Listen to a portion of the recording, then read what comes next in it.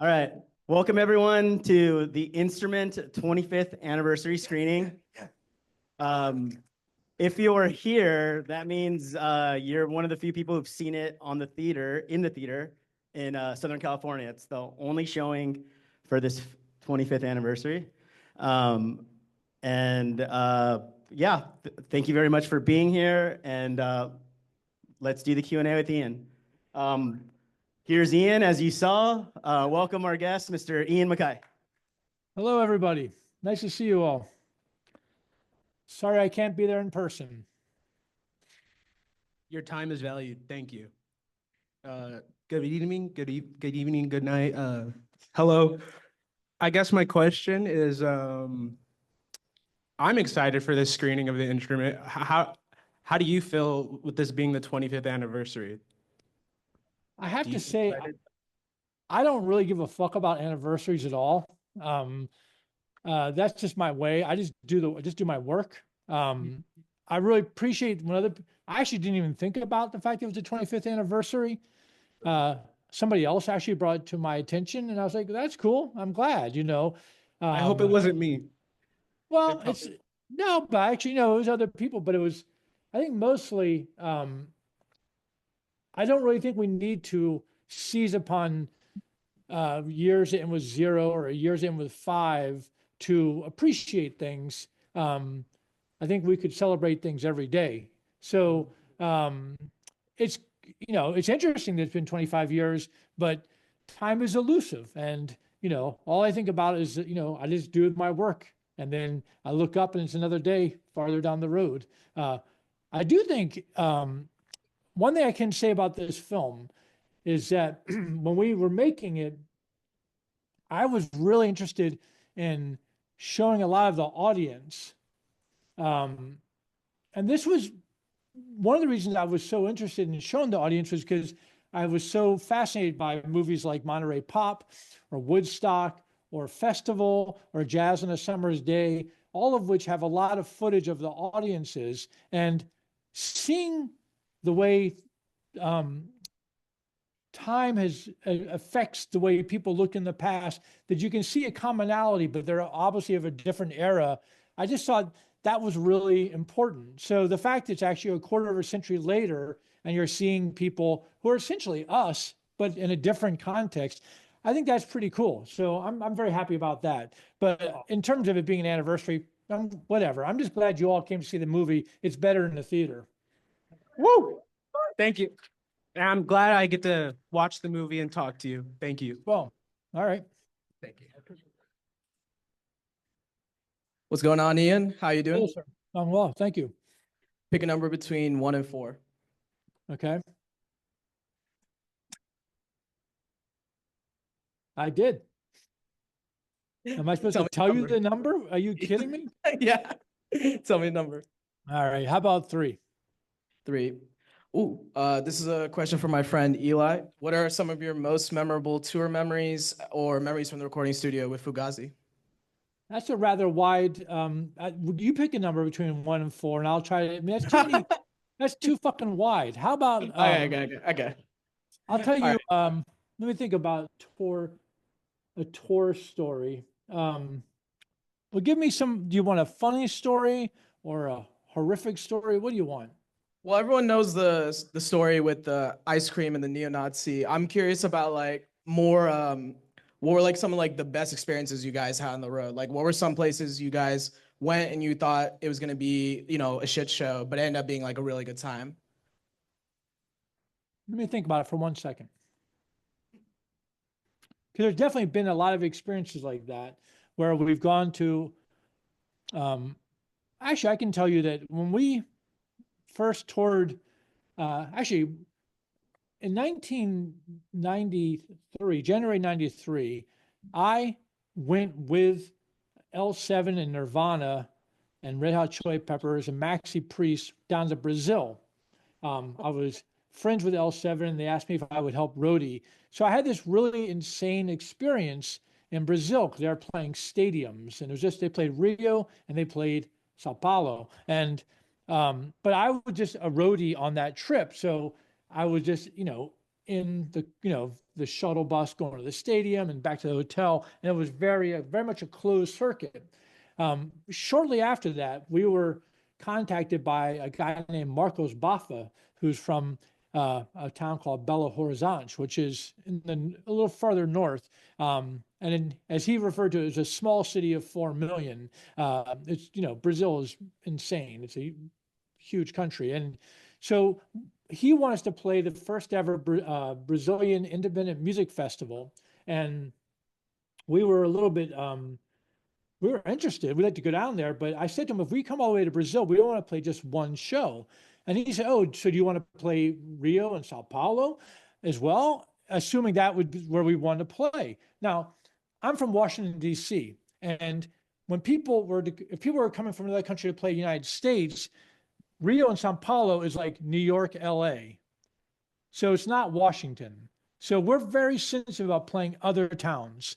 So I said, no, we want to play as many shows as possible. So we played like maybe 9 shows on that trip. And we played these, like a village called Itubari. We played, all these weird little smaller towns. And it was just an incredible experience. And we had no idea what to expect. But it was truly fascinating. And I think that Fugazi always tried to play interesting places. That was our idea, not just to play the obvious joints, but to find ourselves, waking up in 500 miles north of the Arctic Circle in say Tromsø, Norway. So those gigs, I think when you make the effort, the people on the other end they're pleased. Sometimes they're freaked out.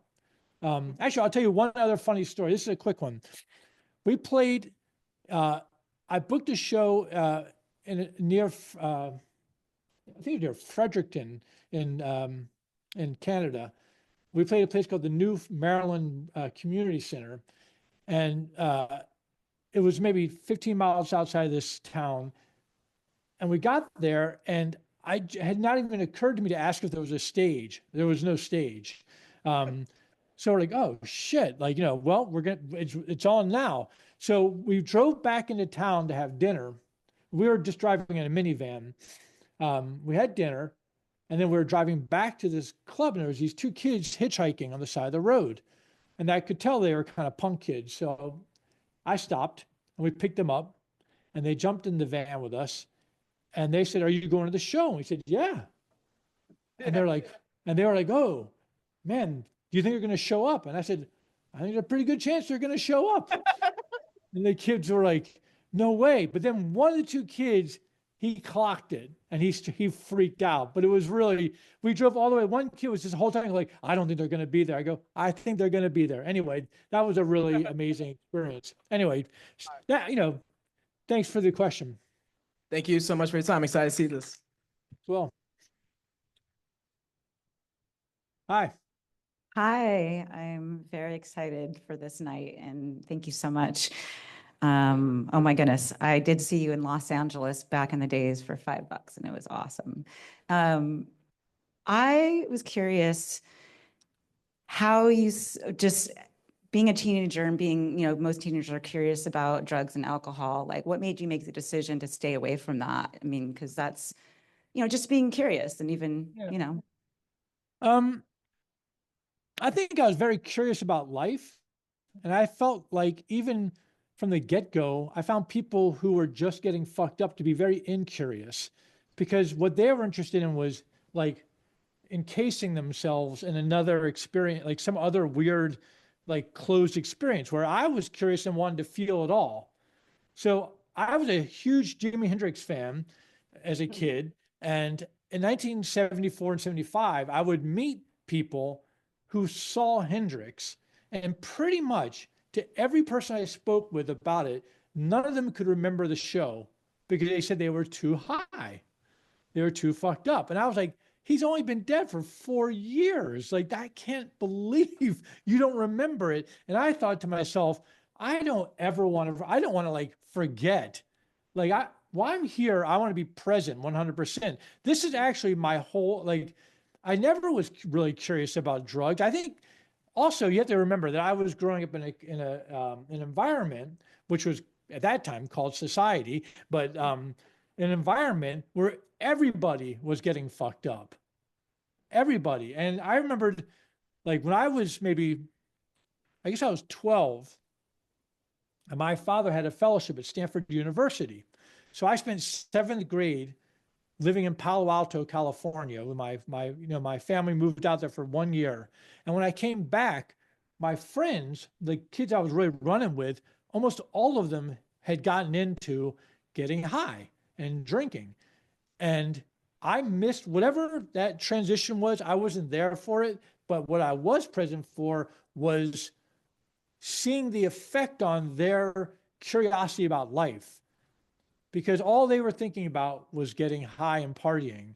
And I kept thinking, as far as I could tell, every adult in the face of the earth just drinks or gets high for the rest of their lives. So why are kids take advantage of being a kid and don't do that? It just never was interesting to me. And frankly, it seemed like it was a pretty big, it was like a lot of hassle, and kids were stealing stuff. And then, and not that everyone was stealing shit, but, there was just a lot of, I'd say, poor judgment. And then by the time high school came along and sexuality, people were developing in their sexuality, I saw alcohol especially as something that was really problematic for a lot of people. And I thought, who wants a part of that? Also, let's think about who's really benefiting from alcohol.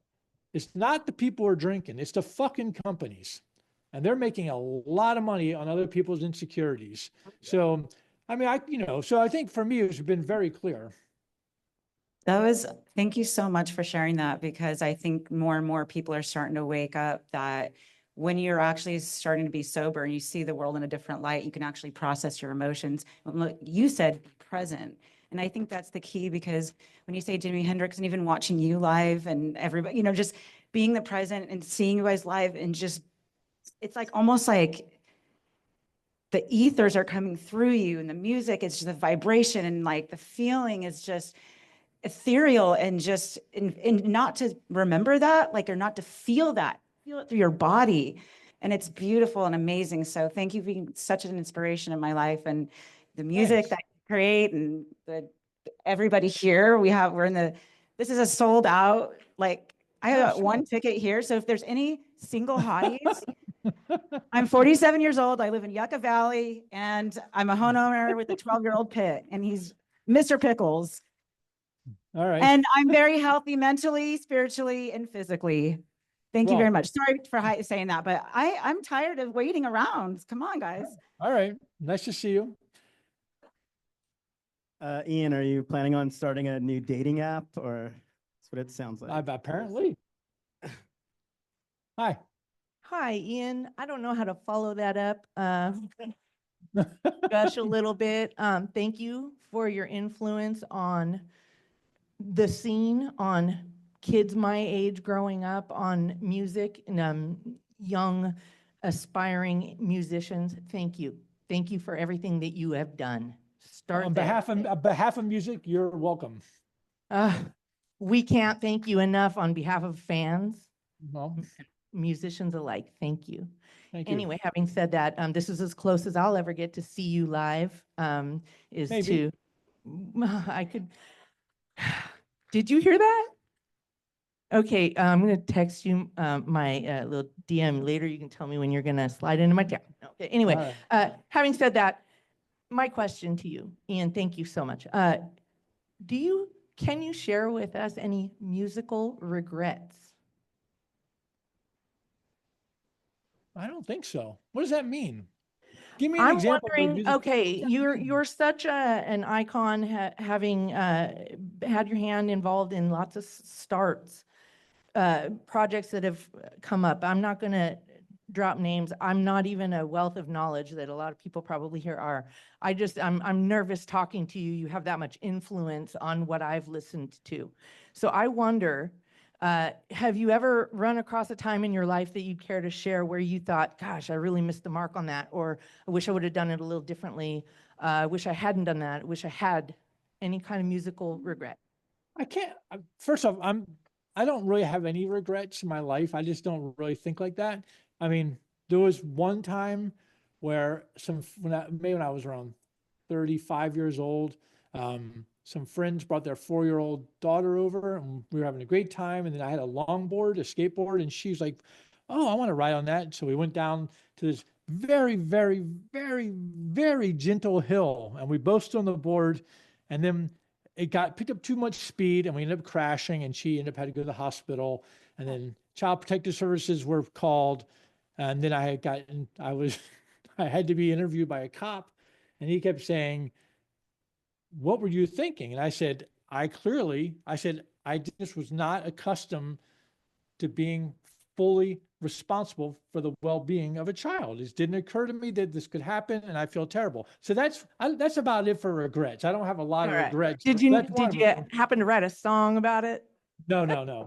But to answer your question, I don't really have musical regrets. I can say that I've had experiences where I'm like, okay, that's a little bit of a learning lesson, or a lesson to be learned. For instance, I was in the band Embrace, which was a band from 1985 to 86. We played about 11 shows, and all 4 of us were very good friends, and we all were desperate to be in a band. But the 3 of them had already been in a band together and had already broken up.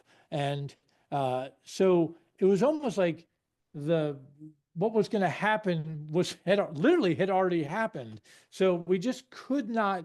That band was just almost faded from the first time we played, and it just ended. And I came out of that experience feeling like, okay, like what was my misstep there? And the misstep, I think, was that I thought about what I posed the question was, what I thought was, I want to be in a band. And that's not really what I wanted. What I wanted was to play music. So when I met, shortly thereafter, Joe Lally, I had known him from around the scene, but was at my house, at Discord House. He had been rooting for this band Beefeater, and he and I were talking, and we got to talk about music, and he was a nice guy. And at some point I said to Joe, hey, do you want to play music with me? I'm not forming a band. Do you want to play music? And he said, yes. So then he and I started playing music together. And then this guy, Colin Sears, who used to be in a band called Dag Nasty, they just broken up. So he was a friend of mine. I said, hey, Colin, Joe and I are playing music together. Do you want to play music with us? We're not forming a band. And he said, sure. So then we played for maybe 4 months. Then Colin went back to Dag Nasty, and Brendan Canty, who was at the time practicing another band in my basement, I said, hey, do you want to sit in with us? We're not forming a band. Do you want to play music with me? Anyway, you get the point. The point was that once I phrased the equation correctly, once I thought about it like what I really wanted, then I found the people to play with. Because so I can't say it's a regret. Embrace is not a regret, but it was a fucking lesson. That's the best answer I could have asked for. Ian, thank you for your time. Nice to see you. Hi, Ian. Thank you for your time and doing this for us today. I was wondering if there was any records that you've been really loving lately or finding inspirational, either new or maybe something you're revisiting.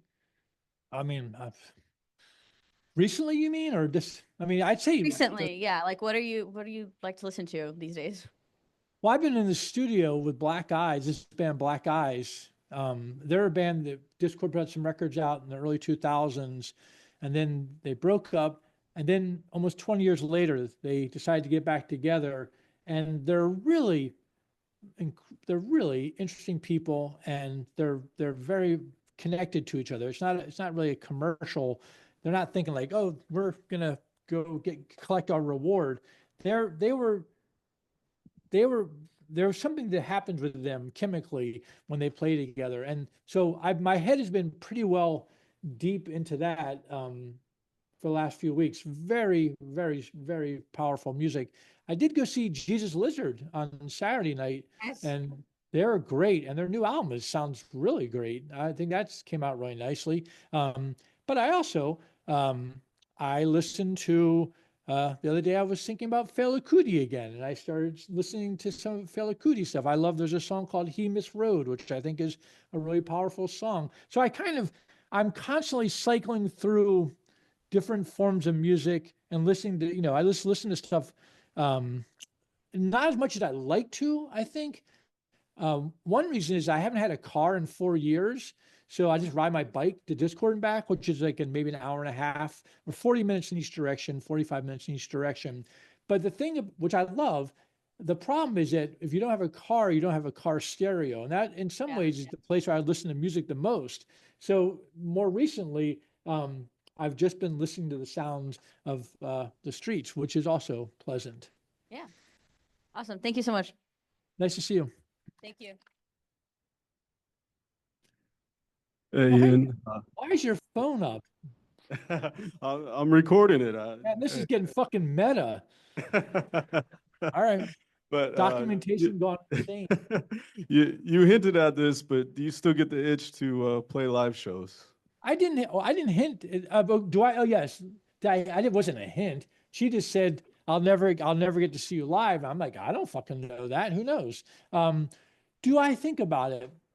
I do think about playing shows, and not just with Fugazi, but in general, performing. I do, obviously, like even at this moment, even though I'm sitting in my basement in Washington, D.C., and you all are sitting in this theater, this is, to some degree, I'm performing, right? Like, this is not the way I would be like, when you speak to a crowd of people, you want to communicate to everybody, but also you want to, there's a part of what is inside of me, at least, that to communicate ideas, my brain is working really fast. There's a lot of adrenaline. This is a performance in a way. It doesn't mean it's not real. It's fucking real, but I'm performing. I'm working right now. And I love this. I like talking to people. I wish I could be in the room with you guys. It'd be very nice. Playing shows has become very complicated for me. And I think it has to do partially with the way I'm not a fan of the music industry per se, and I find it weird that that even in the punk-ish underground world that there's the machinery of the industry is so in place, like agents and booking agents and managers and publicists. It's like all the structural stuff that was the thing that, from my point of view as a punk, was like the anathema. Like that was the thing that was wrong, that it should be, the people should decide. The band should be talking to the people, the clubs or the venues, and it should be, we should trust each other. We don't need to sell our music. We need to play it. And so I think that's a little daunting for me, but it's also weird because if I play a show, like if I was to pick up a banjo and then do a show, if I announce it, some website is going to pick up on it. And then suddenly I'm going to have however many people coming to see my new gig. I can't, it's just weird. It's like, and I'm not complaining. It's just a weird reality that I have there's no room to grow, if you understand. Like I can't, it's, immediately it's like going to be juxtaposed against other things that I've done. That's all right. I have plenty of work that I love to do and I will do, but I'm hoping, of course, well, let me say this. I've been thinking about this a lot. I've often said that my favorite genre of music is music made by people who don't have a choice in the matter. Currently, feel like I have a choice. That doesn't mean I always will have a choice. At some point, these songs have to be written and these songs have to be played. When that is, I don't know, but we'll find out. Thanks, Ian. Hello, Ian. So happy to Ian. have you here, and so happy to be seeing this movie, but a little bit upset that we're not going to get to see everything that was really recorded for this. I know that there was a lot of stuff that had to get edited out. Is there anything that you wish kind of would have made it into the film that got cut out? Or are we ever going to get to see kind of an extended version of everything that was recorded over those 10 plus years that you guys were making this film? I don't know. I mean, I have all the footage in the archives. I don't study it a lot. I mean, there are some things that are pretty cool. Like we have, like the studio stuff I find really interesting, and we have hours and hours of it. Like we actually, Jem Cohen, the director and somebody I went to high school with, I've known him forever. One thing that happened when he was in the studio, he just ran like an audio recorder. And there's probably, I think, 8 to 10 hours just raw of us working in the studio, talking in the control room, going through version. It's really, I find that I love listening to that stuff. But I'm a kind of a Beatles person too, and the Beatles, when they did the Get Back sessions, they record, there was these. I said I spent 1 year driving around. I listened to I think 50 hours of the Beatles talking in the studio and shit. And I'm so interested in process. So that kind of stuff really does interest me. In terms of footage, things that ended up in the movie, I can't really remember anything that we cut out that I really wish was in there. There's actually a couple other glue mans that were pretty epic, but the one that's in the movie is also maybe more epic. I don't know. There was one scene that unfortunately it was such an epic moment for the band. We played a show in Olympia at the Capitol Theater. And these white power skinhead guys showed up. And they were just there to make a point. They were, and they were in the front and zig heiling and just being insane. And so, of course, we're not going to play music while that's going on. So finally, I was like, all right, like there's maybe 10 or 15 of them. I said, all right, we're good. I think it's time. You guys have made your point, and now it's time for you to leave, and I'm going to give you your money back. So let's go to the lobby. So I jumped off the stage and I led these 15 skinhead dudes up the aisle, and the whole room was chanting out, out, out, out. And there's footage of it from the balcony, but it's just so dark you can't really see it. But I remember we got to the lobby and I walked to the ticket booth and I said to the person there, I said, give me all the $5 bills you have. I got to give these guys their money back. And I just sat there giving each one of these guys their $5 back. And they're going like, way to support the First Amendment. I'm like, get the fuck out of here. And I remember right at that moment, there was a friend of mine from high school who was not a punk, but she was living in Olympia. And she walked into the theater at that very moment, and she was 8.5 months pregnant. And she was completely baffled by why, A, I was on stage, B, why I was handing out $5 bills to these terrifying looking skinhead guys. I wish it was footage of that. That would have been a good fucking scene. Would have loved to seen it, and I hope we get to hear those 8 or 10 hours of you guys just talking in the studio. That would be great too. Thank you so much for your time again, Ian. Have a good night. Thanks for the question. Hi, Ian. Hey, man. Maybe inflammatory, but now that Albini's gone, do you have anything you haven't shared about his weirdness during being on the Killtaker sessions? No, actually, the Albini stuff, Out there? I'll tell you the story quickly about that. We had been working on the songs that that ended up on Killtaker.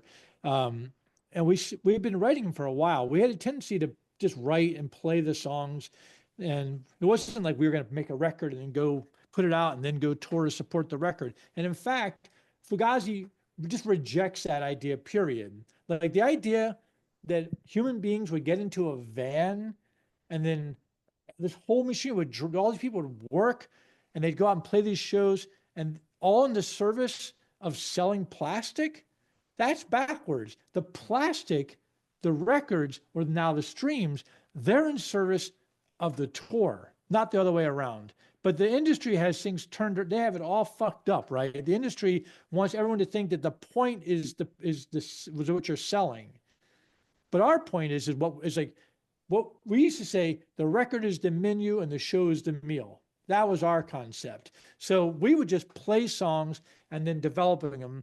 And then in the summer of 92, we did some recording and things were sounding pretty good, but then we were kind of flattening out by the fall. We were getting frustrated. We just couldn't, we were kind of stuck. And I said, hey, why don't we go up to Chicago?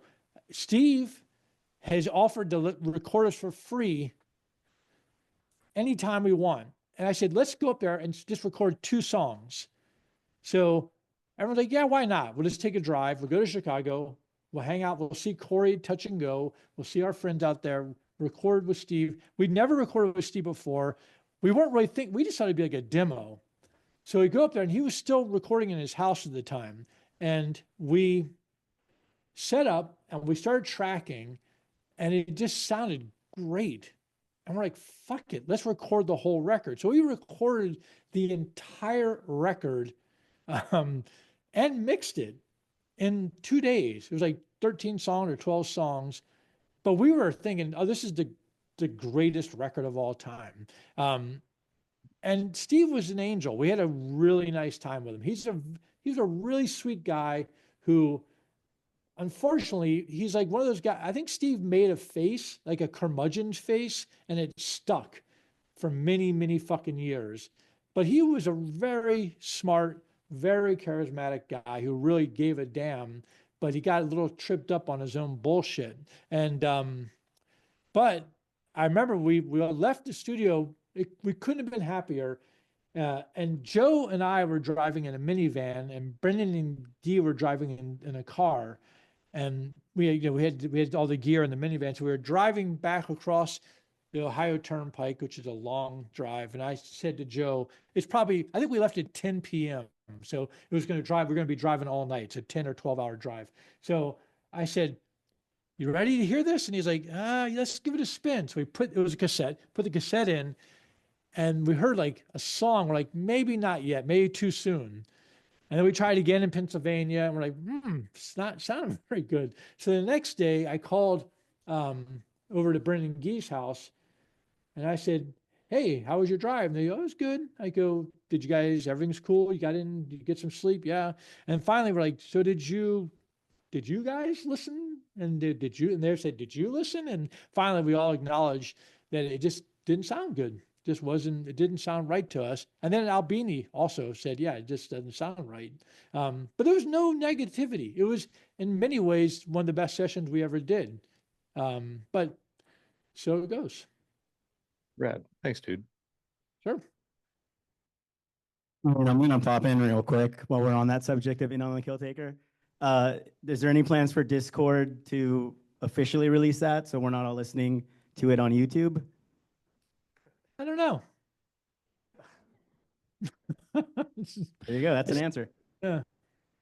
Hi, Ian. How are you? Good. You touched on it a little bit earlier. Sorry, cell phone guy fucked up and asked my question, but you mentioned it earlier about having a pretty healthy distrust for the big business of music. Given that, though, you're seeing a lot of hardcore bands self-govern. So you see a lot of great festivals like Outbreak, LDB, even For the Children this weekend, smaller obviously, but these are all kind of, they're very DIY. Yeah. Is there anything about that excites you enough to maybe come back in that kind of environment where it's less about big business and more about participating and really kind of spearheading that community that you guys were a big part of from the very beginning? Let me think about your question. Well, first off, I should be underscore. Yes, distrust is there's an aspect of distrust, but mostly it just doesn't feel right to me. It's just not how I've ever operated.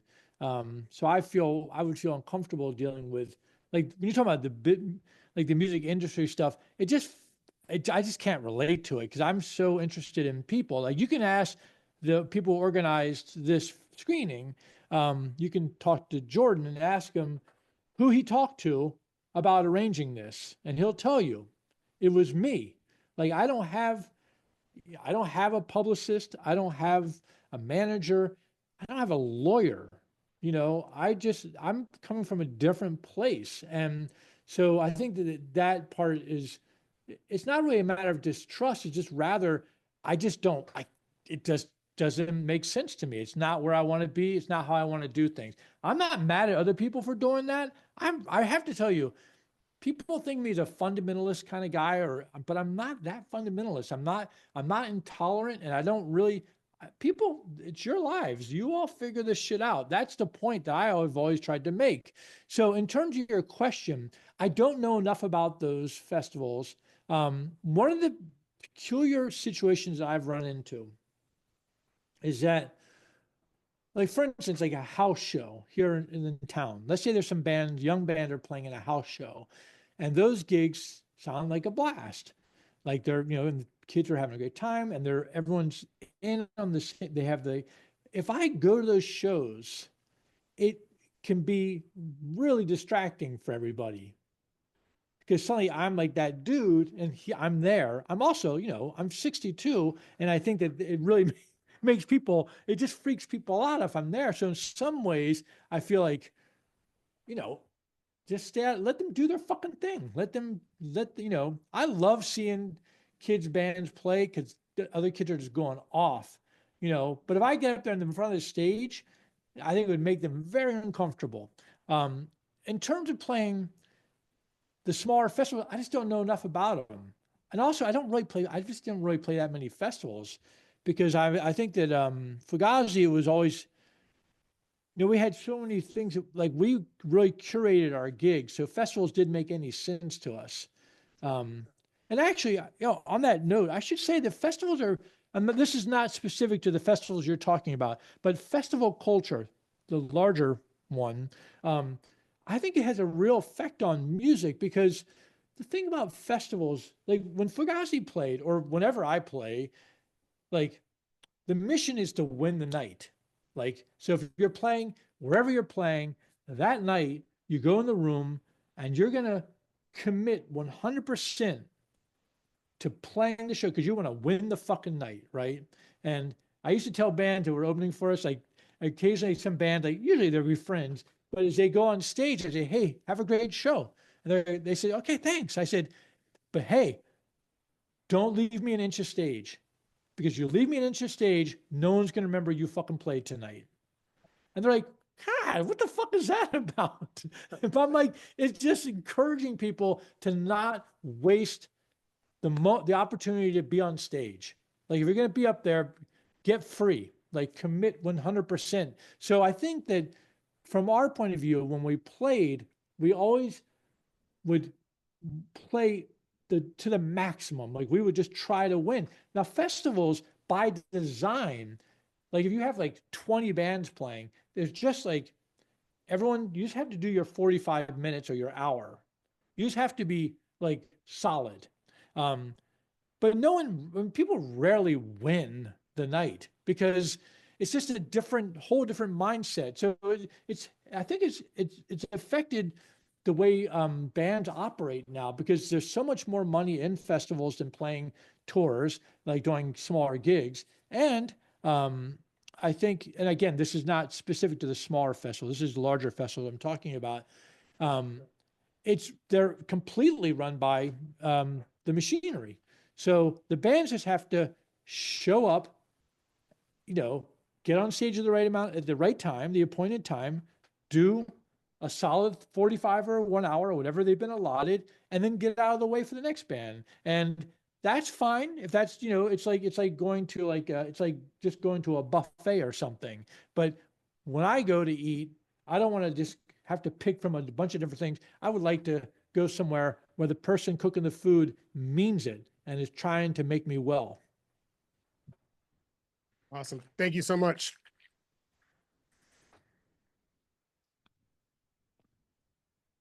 Hi, Ian, big fan. Oh, well, hi. So I've always been really inspired by Fugazi's commitment to like their moral and ethical code. And I'm wondering if you have any advice to young people in bands who are trying to make their band their life, like how to stay vigilant when the industry is always asking you to compromise your values. Well, my first piece of advice is what I tell everybody about everything, which is this, is that if you want to do something, do it because you love it and love doing it. That way, if in a certain amount of time, whether it's a few months or a few years, and if perchance you haven't reached whatever level you think of as successful, you will at least would have spent your time doing something you loved, which is, that's a good way to live. So many people strive for success and are miserable. And then when they don't reach that level of whatever success is to them, then they think, I just wasted my fucking time. So I feel like that's a pretty good way. Once you establish that you really genuinely love what you're doing, it's not that hard then to be vigilant about keeping your ethics, about how you feel comfortable. Like, I think when people are unhappy, it's because they're going against their own principles. But if you're thinking more precisely about what you're comfortable with, and whether you're happy about something or whether you love it, I think that kind of just follows suit immediately. Now, the other thing I was going to say is that, music for me, as I said earlier, it's like I'm interested in music made by people who don't have a choice in the matter. So I don't think of music as a career. People often say, like, oh, it's easy for you to say because, you've made your money, you made a living from your music. I made my fucking living from my work. And I work hard. I run a record label. I do all this stuff. All these. I'm not playing music right now. I work. This is my job. I do it, but I do it so I can play music when, where, how, why, if I want to. That's the point. And I guess one would have to be prepared to to not actually get any attention at all. In the very beginning, people say, well, yeah, but now you're popular, so you have a little bit of leverage, I guess. But when I was in the Teen Idols, and when I was 18 years old, like, we played this club, we got to the club, and the guy was like, your friends can't come in. They're under 18. In DC at the time, 18 was a drinking age for beer and wine. So we were told that our friends couldn't come in, and we're like, oh, then we're not fucking playing. So that was at a time where we couldn't have been more obscure, right? Another time when Fugazi was playing, we got to a venue, and this is very early in the band's, maybe the first year. And I got there and I had negotiated, I talked to the booking guy and I booked it. It was gonna be a $5 show. When I got there, it was $8 on the bar. I could see it written, Fugazi, $8. So I said to the guy at the club, I said, oh, we are loading in the gear. And I said, oh, that's wrong. It should be 5. He said, no, they're going to do 8. They decided to do 8. I said, well, we discussed it and it's going to be 5. And he said, yeah, well, I talked to the guys who, it's going to be 8. I said, oh, all right. So I just turned around and I said to Brendan and Guy and Joe, I said, hey, let's pack the van up. Let's load out. And they're like, okay. So we start loading out. And the guy's like, wait, what are you doing? I said, we're playing a $5 show. And if this is an $8 show, we're not fucking playing. So you have to be prepared to walk. Like, you have to be able to stand behind the no.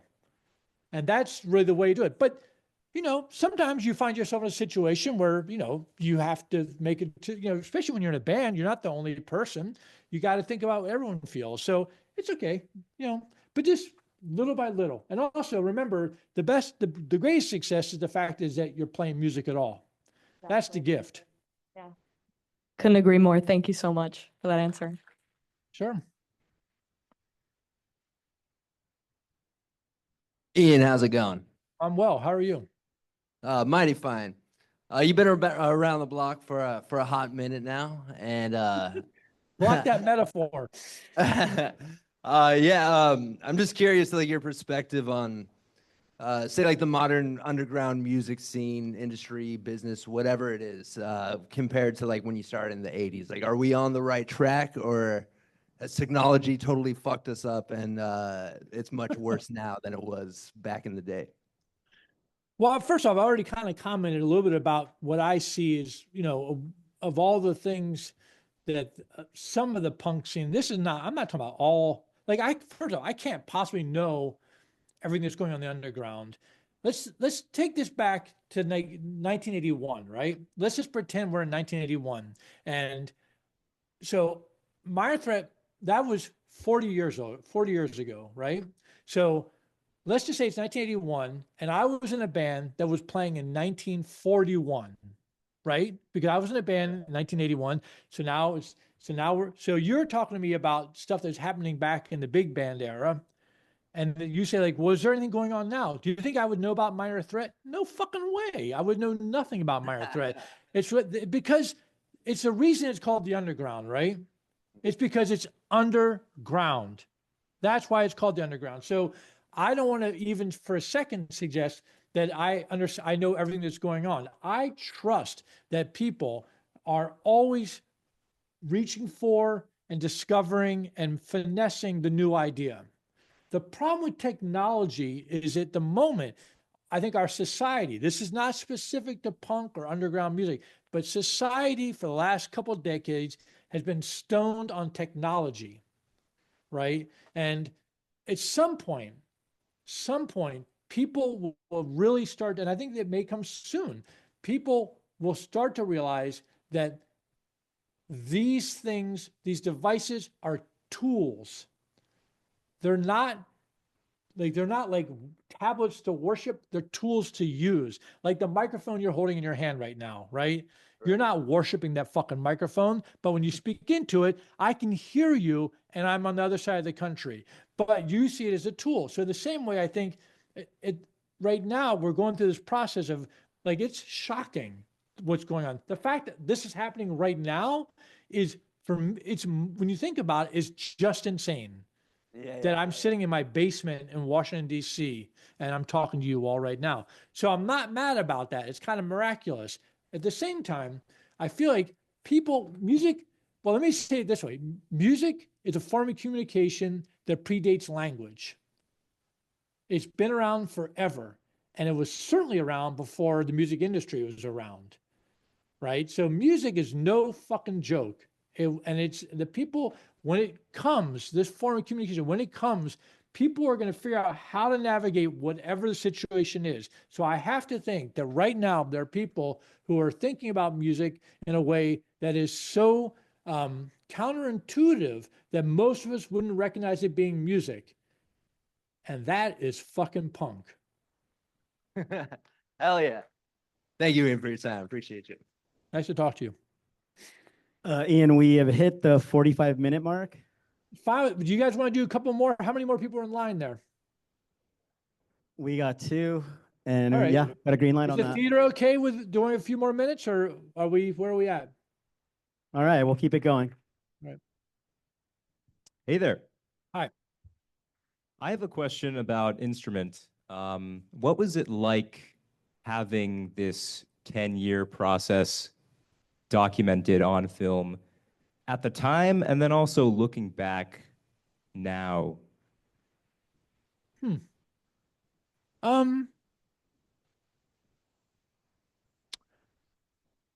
Jem Cohen, the director, he and I went to Wilson High School together here in Washington, D.C. I've known Jem since I was in 10th grade. And Jem would stay at Discord House regularly. He started shooting Super 8 footage when he was I guess when he was in college. So he would come stay at Discord because we were just friends, and he was regularly filming around the house. And he was actually working on a Discord House documentary. That was sort of the idea, I think. But it was he just collects footage. He's not thinking about it like, no, we have to get this shot and this shot. There's no storyboard. He's just filming things that he thinks are interesting. And this is right around the same time the Fugazi started playing. So Jem would come film us if we were practicing or whatever. And then we started gigging, he started filming us, but Jem is like part of our family. So it wasn't really like we had a film crew with us. It was just Jem. At some point, he showed us, I think in the early 90s, he showed us some of the footage he had shot of us as black and white Super 8 footage. And it was beautiful. Jem is an exquisitely good filmmaker. He really keeps his stuff clean. He really takes care of his equipment.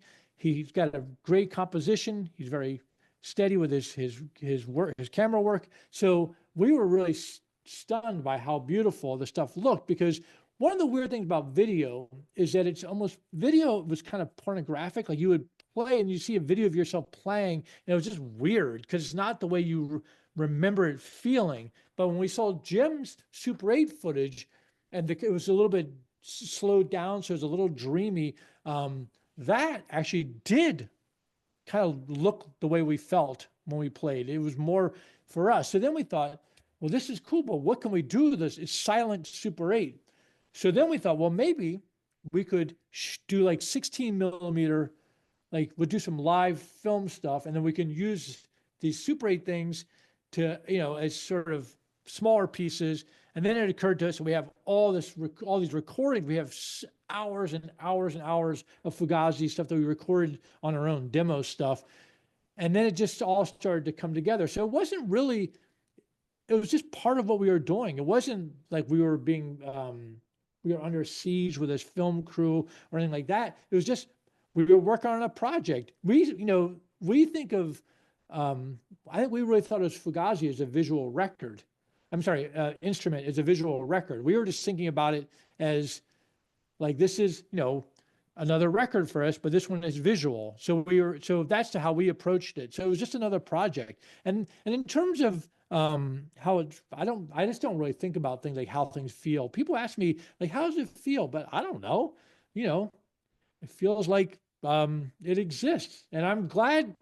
I think it's a pretty interesting film. I will say this about most rock documentaries people see, or I've seen, is that and most documentaries, frankly, now have narrative arcs, right? Like and in fact, they're scripted with a narrative arc, which is weird because in my opinion, life doesn't have a narrative arc. That's to serve the time frame or the format. But like in this room, like your room right now, I don't know how many people are there. If it's 100 people, that's a lot of arcs, right? There's not one arc. There's a lot of arcs, and we're all doing different. We're all in our own thing. So when we made our movie, what I like about it is that there's no narrative arc. There's no scene where like, they're going great for the band. And then, it's like someone's got some drug problem, or, oh no, like, the manager stole some money or whatever. Like they're so formulaic. And then always at the end, like the guys kind of, the people in the band, like, I don't know, should we try to get the old thing going again or whatever? It's just, it feels so manipulative to me. I find it frustrating. If you watch documentaries, even like documentaries, early ones like, say, Gimme Shelter or Monterey Pop or those things, of course, they're edited. So the editors have they can manipulate the storyline to some degree. But really, what you're seeing is just information that you can decide. You don't have a narrator telling you what's happening. Those filmmakers, I think, trust that the audiences can figure it out for themselves. And I like to think that Fugazi has always trusted that our audience can figure it out for themselves. Thank you so much for your time. Hi, Ian. Hi. One question that I was thinking of is, as somebody who I would consider sort of a boundary pusher, if maybe you could tell us a little bit about some unlikely or out of the box things that have influenced you creatively, and if you have any advice for people who want to do a similar thing and pushing against their own boundaries. Wow. Can you give me an example of which kind of boundary you're referring to? I think musically, I would say that you pushed the boundaries of what was considered punk in the first place. Yeah, that's a big one. No, I'm just wondering about whether I'm just thinking about. I mean, I'm thinking of many boundaries. I'm just trying to think of.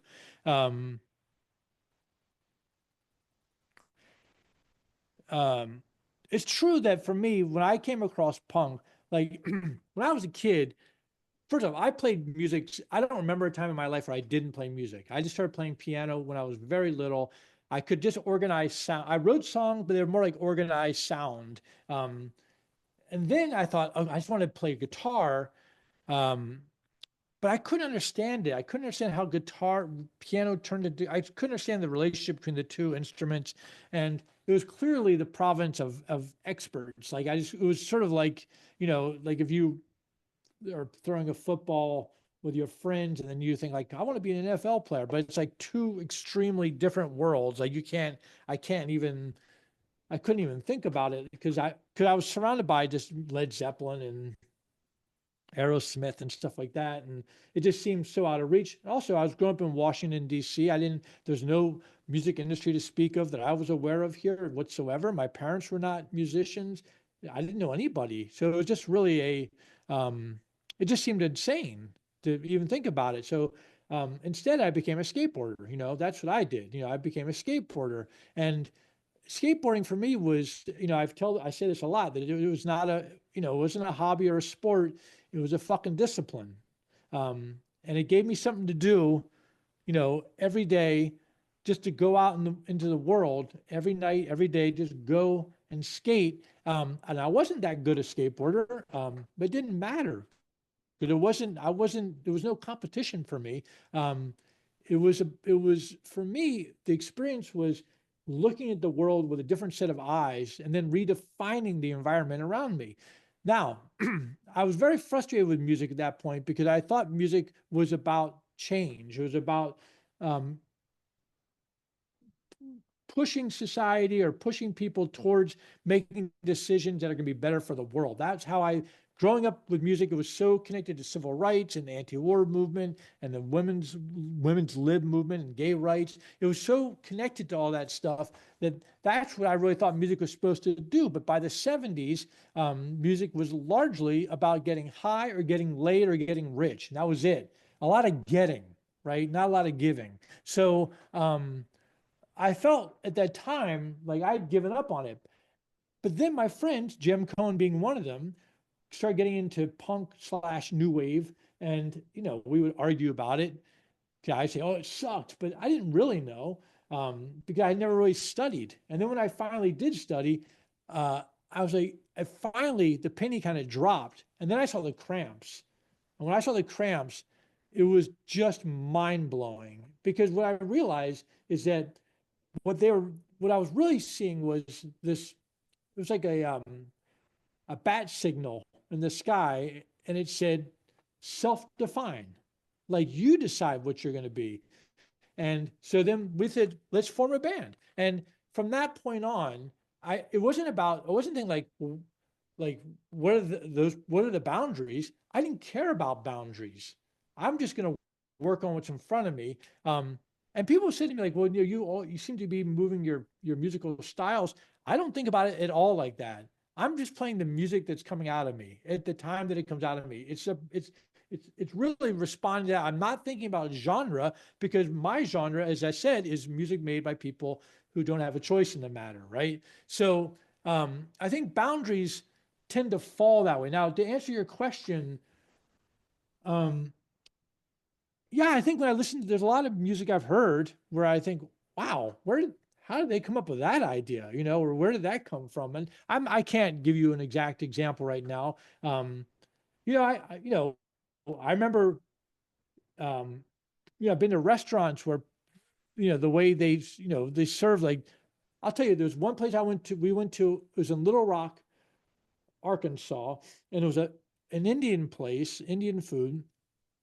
And you go in, you sit down, and there's only one guy that worked there. He comes out, and he brings you these plates, and it has like your dinner and your dessert all on the plate. And he just puts it in front of you. There's no menu. It just comes, you don't order, it just comes to you. You sit down, you eat. If you want more, he'll give you more. If you don't, but he just says you just don't leave any food on the plate. And then when you leave, there's just a basket.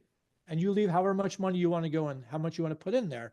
And this guy, it was his mission. And I thought, that is really inspiring, seeing somebody, and for years he was doing it. And it was a really I found it deeply inspiring because it was wrenching away from the industry, the idea of what food is, because he was serving people, and that seems to be for me is a much more compelling reason to do anything. Money is fucking boring. People, that's where it's at. Couldn't agree more. Thank you so much.